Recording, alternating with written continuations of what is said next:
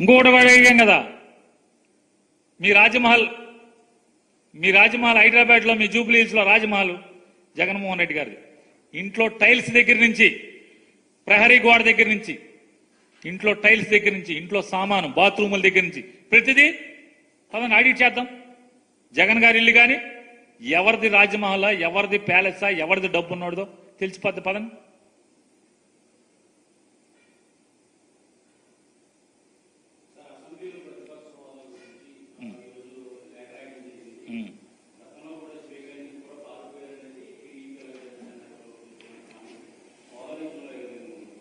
మీరు 2019 నుంచి కూడా ఇక్కడే ఉన్నారు కదా, 2019కి ముందు నుంచి మీరు అందరూ కూడా ఇక్కడే పనిచేస్తున్నారు కదా, మీడియా వ్యక్తులందరూ కూడా. 2019లో వైఎస్ఆర్ కాంగ్రెస్ పార్టీ తరఫున తమ్మినేని సీతారాం గారు స్పీకర్ అయినప్పుడు చంద్రబాబు నాయుడు తీసుకొచ్చి మర్యాదగా కూర్చోబెట్టాడా కుర్చీలో? తెలుగుదేశం పార్టీ నుంచి ఎవడన్నా ఒక్కడన్నా సాంప్రదాయబద్ధంగా స్పీకర్ని తీసుకొచ్చి కూర్చోబెట్టారా? వాళ్ళు ఎక్కడికి పారిపోయారు? తమ్మినేని సీతారాం గారిని, మీరున్నారు కదా మీరందరూ, తమ్మినేని సీతారాం గారిని చంద్రబాబు నాయుడు కానీ ఏ తెలుగుదేశం పార్టీ ఎమ్మెల్యే అయినా ఒక్కడన్నా ఆయన చేయబట్టుకుని సాంప్రదాయబద్ధంగా మర్యాదగా హుందాగా తీసుకొచ్చి ఆయన చైర్లో కూర్చోబెట్టేదాకా ఉన్నారా? వాకౌట్ చేశారా?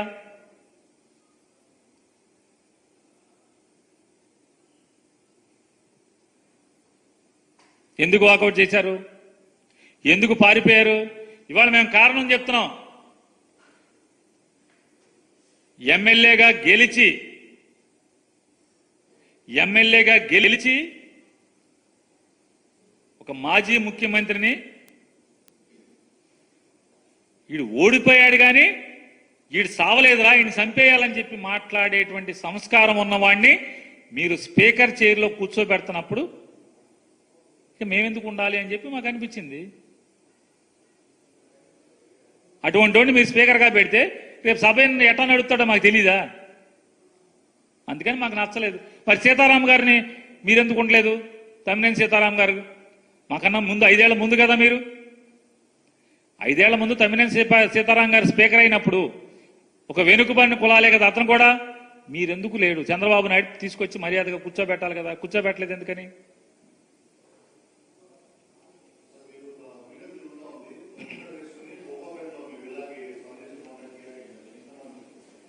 పేర్ని నాని పసుపు చొక్కా వేసుకుని హైదరాబాద్ ఐకియాలో విల్లా కోసం కొన్న 50 కోట్లతో కొన్న విల్లా కోసం, ఫర్నిచర్ కోసం తిరుగుతున్నాడా?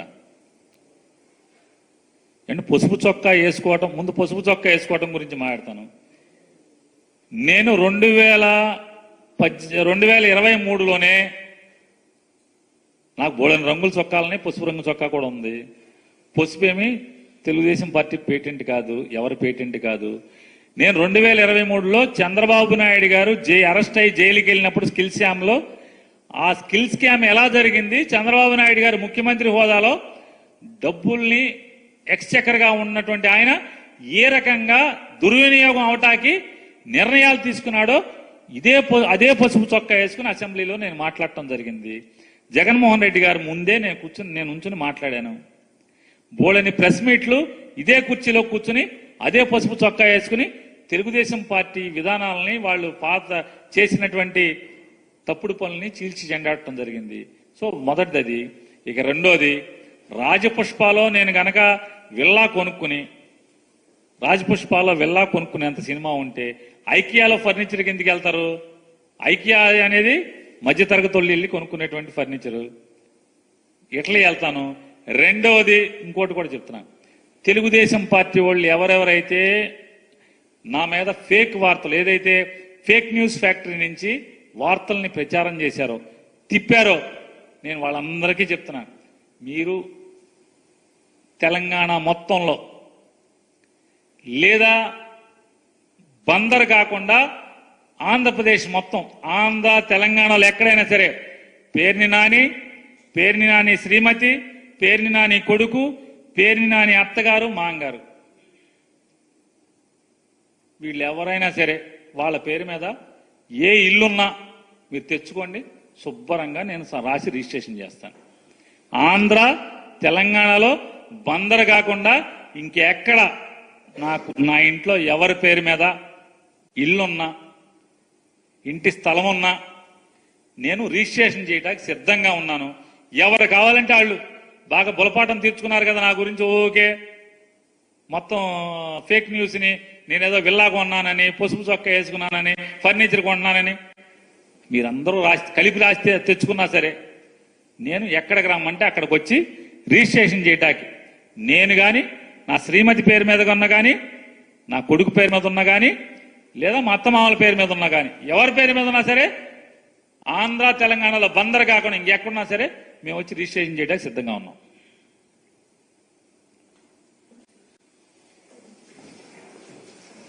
ఉన్న శాఖ నేను ప్రభుత్వ ఉద్యోగ కొడుకుని, ఆ జీతాల మీద మేము పెరిగిన వాడిని.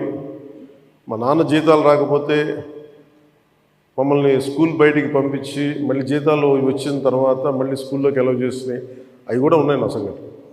అలాంటి సంఘటనలు ఉన్నాయి. అందుకని కష్టాన్ని అర్థం చేసుకోగలను. అంటే 1వ తారీఖు జీతం రాకపోతే ఏమవుద్దు నాకు అనుభవం ఉంది నాకు. అలాగే ఆఖరి వారంలో డబ్బులు అయిపోతే కూడా ఆ పరిస్థితి కూడా నాకు తెలుసు. మాకు పొరపాటున మేము ఏదో ఇవి జరిగిపోయినాయి, కానీ మేము ఇలా ఈ సినిమా రంగంలో ఇవన్నీ ఉండటం వల్ల బేసిక్గా చాలా సాధారణ స్థాయి నుంచి వచ్చాం కాబట్టి అన్నిటికంటే కూడా సాధారణ స్థాయి మాకు భగవంతుడి వచ్చిన మమ్మల్ని తీసుకొచ్చిన సాధారణ స్థాయి కష్టాలని మేము మర్చిపోం. అందుకని ఈ రోజున రోడ్ల మీద బయటికి వెళ్ళి ఎందుకు ఆగి ఎందుకు మాట్లాడుతానంటే ఆ కష్టం ఎలా ఉంటుందో నాకు తెలుసు. ఇందాక మీరు ఇచ్చిన రిప్రజెంటేషన్ కూడా ఆ కష్టం ఎలా ఉంటుందో నాకు తెలుసు. సో ఇలాంటి స్పందనకి వెంటనే ఉంటుంది. కానీ నేను కోరుకునేది ఏంటంటే మిమ్మల్ని గత ప్రభుత్వం మిమ్మల్ని భయపెట్టింది. అంతకుముందు ఉన్న ప్రభుత్వం మీరు ఏదైనా ఒక నిరసన చెప్పడానికి చాలా బలంగా చెప్పగలిగేవారు. కానీ ఇప్పుడున్న కూటమి ప్రభుత్వం మీకు అండగా నిలబడుతుంది. ఫస్ట్ ముందస్తుగా మేము మీతో గొడవ పెట్టుకోవడానికి లేదు ఫస్ట్. ఎందుకంటే బ్యాడ్ బ్లడ్ ఉండకూడదని ఫస్ట్ ఫోన్ చేశాను మీకు. అరే వస్తే నువ్వు కలవలేదండి, నువ్వు కూర్చొని పెద్ద ఆఫీసులను కలుస్తాం, మమ్మల్ని కలవవా అనే ఒక చిన్న బాధ ఏదైనా ఉంటుంది. ఎందుకంటే నాకు తెలుసు, మా నాన్న బాధ నాకు తెలుసు. అందుకని వెంటనే ఫోన్ చేశాను నేను. ఆ కష్టం నాకు తెలుసు. ఇంకా నేను మీకు ఒకసారి ఏమైపోతుంది, అందరూ ఒకేసారి వచ్చేస్తే నేను మాట్లాడలేని పరిస్థితులు తప్ప మీరు 1-on-1 కూర్చొని గ్రూప్గా కూర్చుంటే మటుకు నేను చాలా మీకు ఫస్ట్ వినే వ్యక్తిని. నేను విన్న తర్వాత పరిష్కార మార్గం వెతుకుతాం. మీకు గత 10 రోజుల్లో గత ఛార్జ్ తీసుకున్నప్పటి నుంచి నేను రివ్యూలు చేస్తూ ఉంటే ఉన్న పరిస్థితి, మీరు ఉద్యోగాలు లేవు, లేదంటే మనకి పర్మనెంట్ చేయలేదు, లేదంటే కూర్చొని గ్రేడేషన్ మార్చాలి, లేదంటే 2003 మాకున్న ఓల్డ్ పెన్షన్ స్కీమ్ అప్లై చేయాలి, రకరకాల అనేక సమస్యలు ఉన్నాయి. వీటన్నిటినీ చాలా క్షుణ్ణంగా మీ దగ్గరతో వింటాను. కాబట్టి వీటన్నిటికీ మించి మూలం ఆర్థిక మూలం. రాష్ట్ర విభజన జరిగినప్పటి నుంచి ఈరోజు దాకా ఆంధ్రప్రదేశ్ ఇంకా ఉణుకుతూనే ఉంది, ఆర్థికంగా నిలదొక్కుకోలేదు. మేము కూడా ఓటు చీలకూడదు, అందరం కలిసి రావాలి. ఎందుకన్నామంటే అసలు ఆంధ్రప్రదేశ్కి ఒక బలమైన రాజకీయ వ్యవస్థ ఉంటేనే కింద ఉన్న మనకి పనిచేస్తున్న ఉద్యోగులందరికీ కూడా ఒక భద్రత ఉంది. ఇందాక మాట్లాడుతూ ఉంటే కూడా ఐఏఎస్ అధికారులతో వాళ్ళకి కూడా డిఏలు ఇవ్వలేని పరిస్థితి ప్రభుత్వం. ఒక 90,000 రూపాయలు వాళ్ళకి రావాల్సింది 4% ఇంక్రీజ్ వచ్చింది. మాకు అన్ని బకాయిలు తీసుకుంటే 90,000 ఇవ్వాలి, వదిలేశారు. ఇంకా రావని చెప్పి వదిలేశాను. ఐఏఎస్ అధికారులు చెప్తా ఉన్నాను. అంటే ప్రైవేట్ వీళ్ళందరూ ప్రాఫిట్ పొందుతూ ఉన్నారు. డబ్బు ఉంది, కానీ డబ్బుని వ్యక్తులు సొంతం చేసుకున్నారు. రాజకీయాల్లో కూర్చొని గత ప్రభుత్వం స్థాయి దాన్ని పెంచేసింది. అది మేము కరెక్ట్ చేయాలి. అందుకని మేము చాలా నిబద్ధతతోటి నిక్కచ్చిగా ఉండే వ్యక్తులు మేము కట్టుబడి ఉన్నాం. సో మీకు మేము మాట ఇచ్చేది కూడా ముందస్తుగా అసలు ఫస్ట్ ఆర్థిక పరంగా అసలు ఎలా ఉంది రాష్ట్రం, శ్వేతపత్రాలు రిలీజ్ చేయబోతుంది. ఆర్థిక పరంగా ఎంత బలం, ఏ పరిస్థితిలో ఉంది, ప్రతి డిపార్ట్మెంట్లో ఎంత డబ్బు ఉంది, ఏ డబ్బులు ఉన్నాయి, అసలు ఏమైపోయినట్టు. ఉదాహరణకి పొద్దున్న ఏదో రివ్యూ చేస్తూ ఉంటే నారాయణ గారితో మాట్లాడుతూ ఉంటే అంటే ఏ పరిస్థితుల్లో ఉన్నాయి చెప్తాను. ముఖ్యంగా మన పిఆర్కి మన పంచాయతీరాజ్ సంబంధించి 15th ఫైనాన్స్ కమిషన్ అసలు డబ్బు లేదు, మ్యాచింగ్ గ్రాంట్ ఇవ్వలేదు. దాదాపు కొన్ని వేల కోట్లు రావాల్సింది రాలేదు. ఇప్పటికి ఈరోజు కూడా కూర్చోబెట్టి దాదాపు 1800 కోట్లు అనుకుంటున్నాను, 1580 కోట్లు, క్లోజ్ టు 1600 crores రావాలి. సో 15th ఫైనాన్స్ కమిషన్ డబ్బులు వదిలేసుకున్నాం. జల్ జీవన్ మిషన్ లాంటిది గోల్డెన్ నిధులు ఉన్నాయి. సో ఏ పథకం, కేంద్ర పథకాలకి ఇవన్నీ చూస్తుంటే కేవలం మ్యాచింగ్ గ్రాంట్ ఇవ్వలేకపోవడం. నేను అధికారులు పొద్దు నుంచి గత రోజుల నుంచి నేను అడుగుతా ఉంటే ఒకటే అడుగుతున్నాను, ఏమైనాయంటే మీ బాధ్యత కదా, మీరు ఎందుకు లేరు ఇట్లా అని అడిగాను. సమస్య ఏమైంది, సరైన నాయకత్వాన్ని ప్రజలు ఎన్నుకోలేనప్పుడు ఇష్టారాజ్యంగా ప్రవర్తించారు. దానికి పర్యాసావనమే మనం అనిపిస్తుంది ఈరోజు. నేను మీకు ఒక రెవల్యూషనరీ విప్లవాత్మకమైన మార్పులు తీసుకురావాలి ఆంధ్రప్రదేశ్ విధి విధానాల్లో కానీ ప్రభుత్వ విధానాల్లో కానీ. దానికి నేను నా వంతు కృషి నేను బలంగా చేసి పెడతాను. మీకు ఏదో ఒక రోజు వారానికి మీ సమస్యల మీద ప్రత్యేకించి దృష్టి సారిస్తాను.